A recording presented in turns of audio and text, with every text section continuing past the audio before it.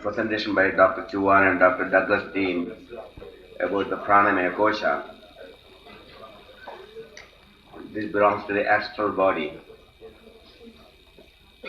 The relationship between astral body and the physical body, the food sheet, is this Pranamaya Kosha, the vital sheet. Many of the psychic phenomena are taking place in this sheet. In fact,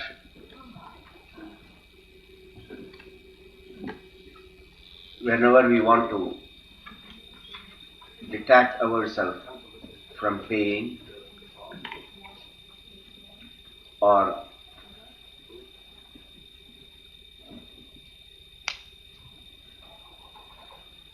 any reactions coming from the physical body, we try to use this astral body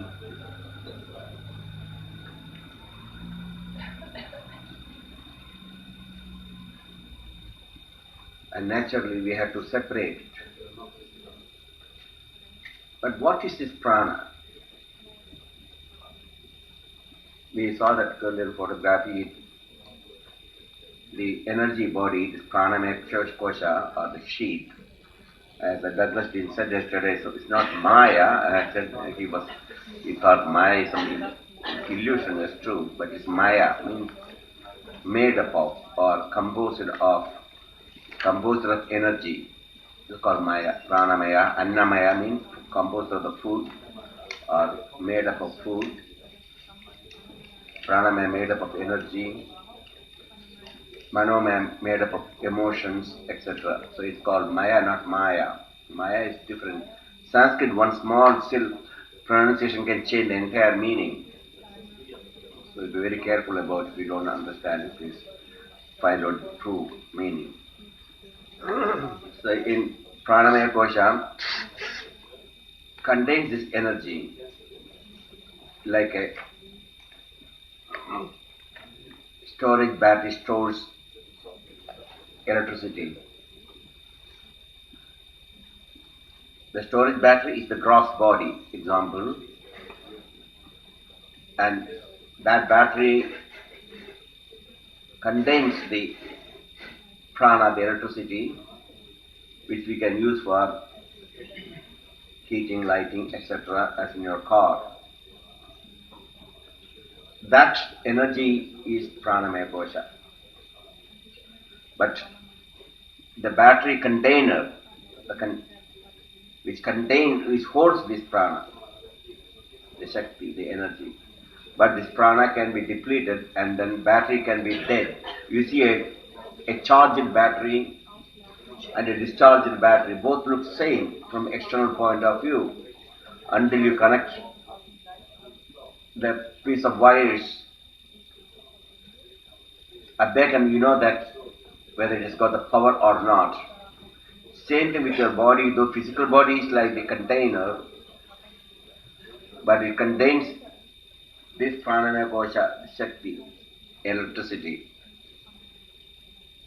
Now here I am taking a small passage, it will take a long time to get the full, but we will just take a little bit from Master Gurudev Sivananda about prana.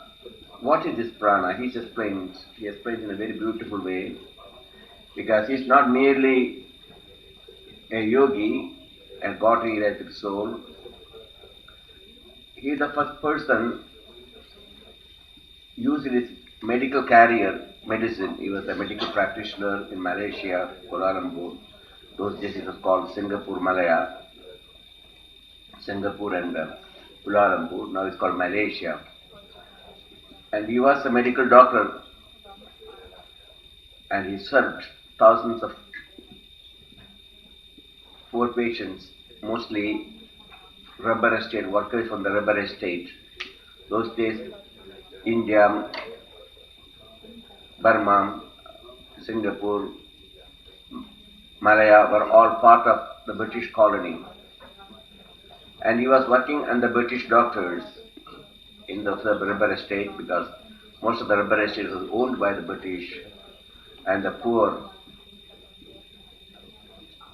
workmen, coolies who works on the rubber estate, rubber tappers and other menial jobs. They brought from India, and he has to help these patients. So he had the both understanding of the modern medicine and himself as the master of that highest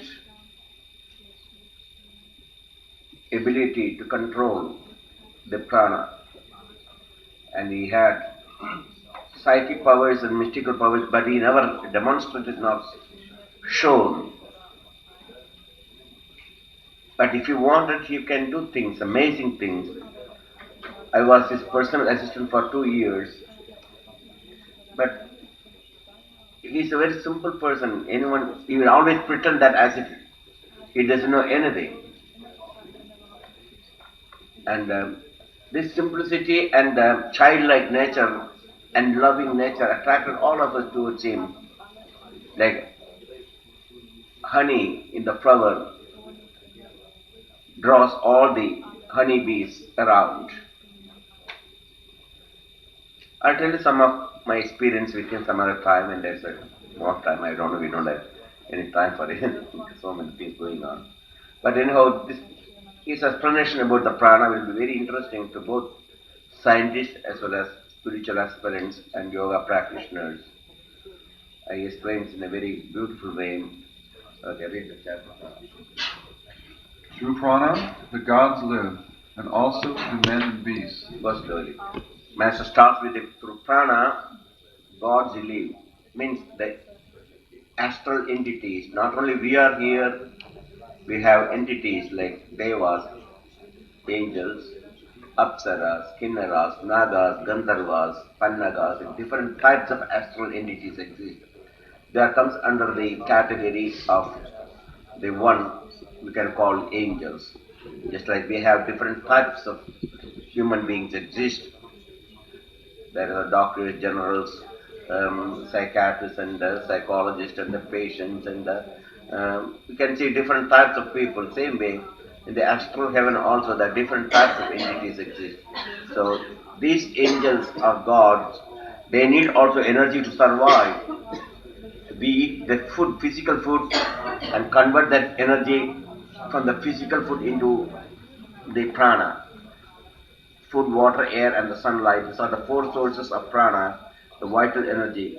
It's not the chemical oxygen by which we are surviving. If that is so, we can live forever by having an oxygen tank at the back. So the energy is coming even for devas is this prana. And you can see their body is called Tejas body or energy body, made up of prana alone, like X-rays. And it's got colors, hues, and you can see it different from one angel from another angel. Just like we can see by the dress, a man is wearing a three-piece suit must be very rich, and a man wearing an ordinary two-piece suit is not so rich. And a man wearing an small like that, we know that he must be a Swami, a beggar in India. There's no difference between the Swami and the beggar, all look same, you see. So, same thing, here we can distinguish with your American Express card, or Visa card and MasterCard, how much your credit worth, etc., etc. And the way you drive your car, which car you are driving, that shows that your status symbol. Same thing in the astral where there is no credit card. There, how do you recognize a person who is a bigger deva, better angel than the another one, There's duality there is also duality. So by their energy body, you look at their body, you can see from a man's body is very powerful and very bright and brilliant. That means he must be a bigger angel. And the subordinates or all lower angels have not so much bright colors and bright energy body. And also they have vimanas, the flying saucers, they all have it, just like we have cars. And a big angel has a very powerful energy, and he has got a flying saucer called Vimana, about 5 miles in circumference. It contains swimming pools and gardens and everything. And an ordinary angel who has got only very little prana and very little energy body, he just moves on a small tiny Volkswagen type spaceship, with only one small tiny tap and the water, I'm not joking. It is with descriptions. So by the nature of their aura, we can determine the person is an advanced angel or very highly qualified or less advanced devas. And so here Master starts with the things devas live with energy prana. Okay, start again the sentence. Prana is verily the life of beings. No, start from the beginning. Okay. Through prana, the gods live, and also do men and beasts. There is no place without prana, no one can survive, even we are. Prana is verily the life of beings. Therefore, it is called the universal life, or the life of all. Prana is a universal principle of energy or force. It is vital force. It is all-pervading. It may be either in a static or a dynamic state. So here is the first scientific explanation about the prana. Prana can be either in a static state or kinetic state. Simple analogy again, we can take magnetism as well as electricity. When a magnet revolves around a copper coil, or a copper coil is moves inside a magnet, that magnetic static energy, magnetism is converted into electromotive force or electricity. Electricity is the kinetic force and magnetism is static force. And magnetic energy can be converted into electricity and vice versa. Electricity can convert it also back into magnetism. So prana is mostly static in most of the people, were little in active state. And when it's active state, that's what some of the things, more active means you can see in the form of aura, the colors, etc., which Dr. Suvan also mentioned. It is found in all forms, from the highest to the lowest. Even in the metal condensed prana, that is some metals radiates, some stones radiates more prana, you call jewels, like diamonds, rubies, etc. They're all crystals. And that crystal has got active energy, and people's psyche can feel that energy coming from the crystals. It will oscillate, literally, pulsates with the rhythm of your biomagnetic current. If your body rhythm is certain frequency, certain crystals will oscillate with in your hand, literally. That's why people wear jewels, diamonds, rubies. There are certain jewels are suitable to certain type of people. Not all jewels are not good. Some energy of the jewels counteract the natural rhythm of the body energy.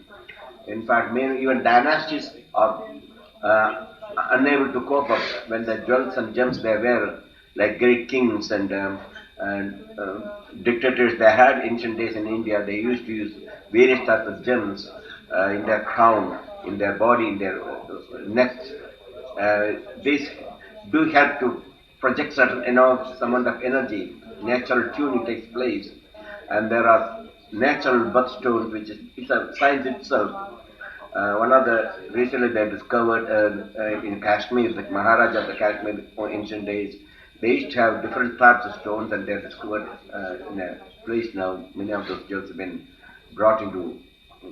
It's a priceless treasure they found, and it seems the dynasty of this is gone because they start wearing the wrong type of energy jewels, which is not so good for their not only the physical body, even for their ruling energy for the kingdom itself is bad. When the dynasty is gone down, and many of these gems have been taken with the British rule. One of the best known jewel jewel is called Kohinoor. This has been used in the British crown.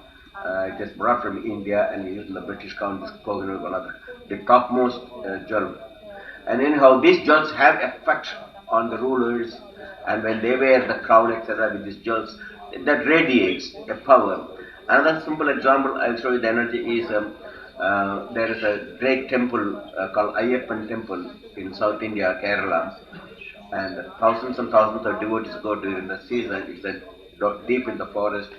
wild elephants, surrounded by wild elephants and tigers, etc.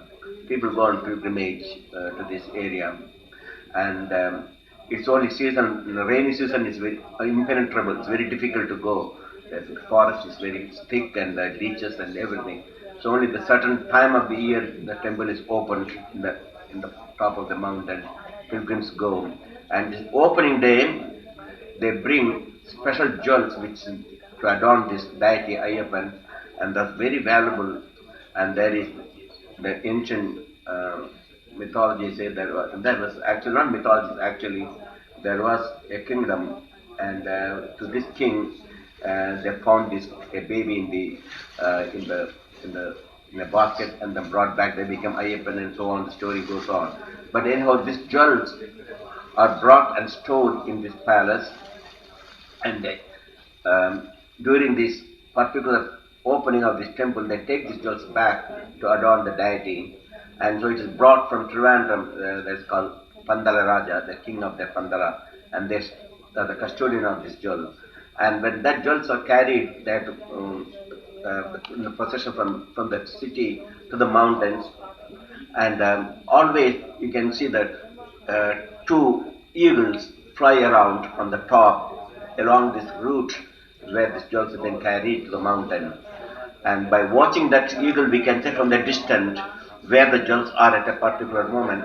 Maybe some connection is there. These jewels attract these 2 eagles. Every year it happens, this miracle, and it's drawn down. So anyhow, many stories are like that, including the gems, different astrological signs like Capricorn and Scorpio. They even have different gemstones are there. So gems are radiating.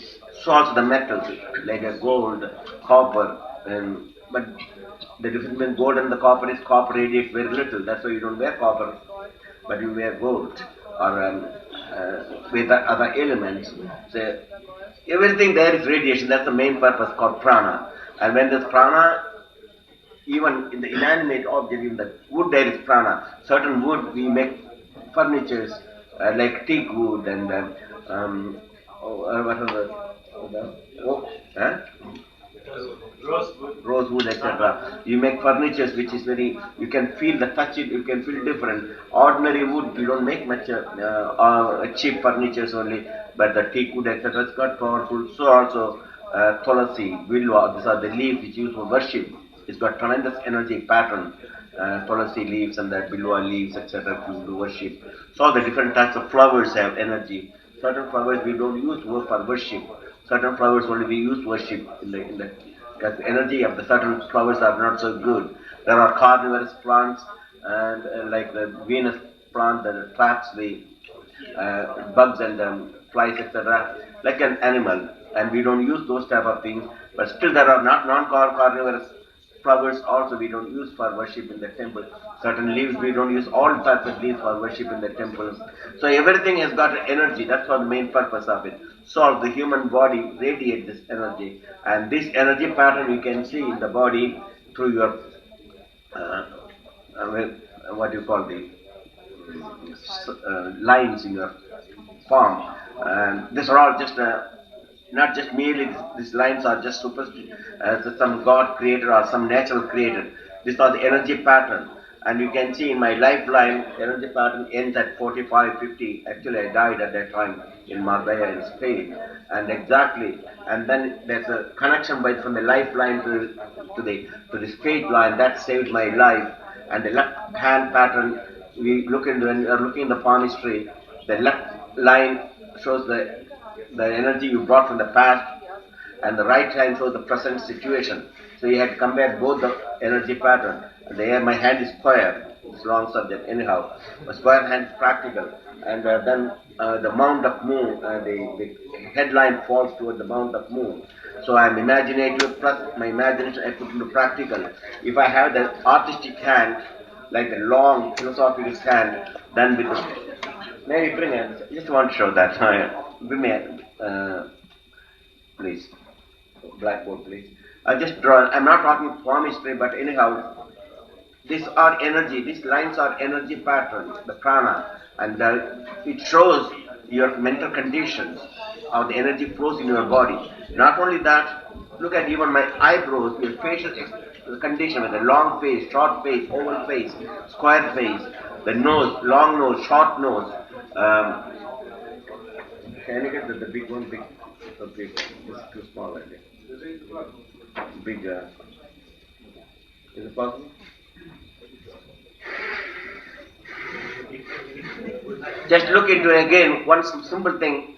There are people in India, they can look at your face, just like palm reading, face reading, and they can exactly tell what type of person you are by looking. For example, look at the eyebrows, thick eyebrows or thin eyebrows, and not only thick eyebrows and thin eyebrows.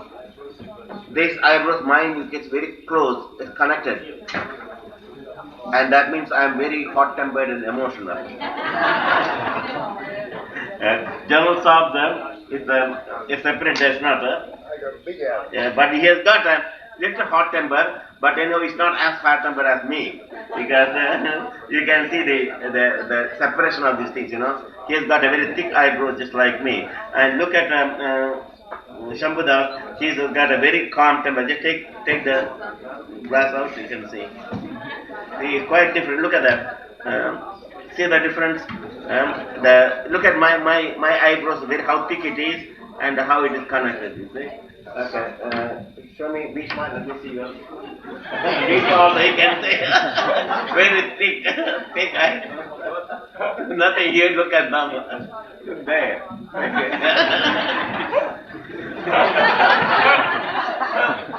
Look, Swami Vishnu-devananda, and when I scold him, he takes it very calmly and smiles. Oh my God, I get wild.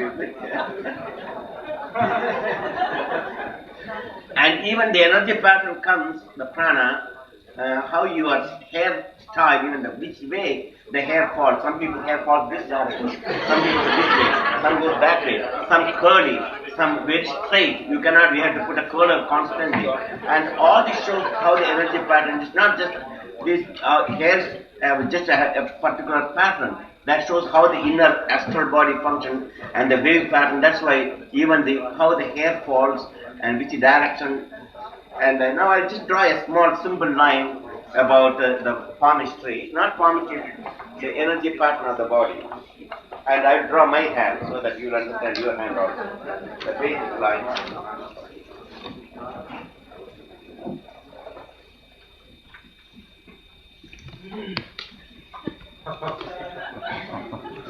You want to die?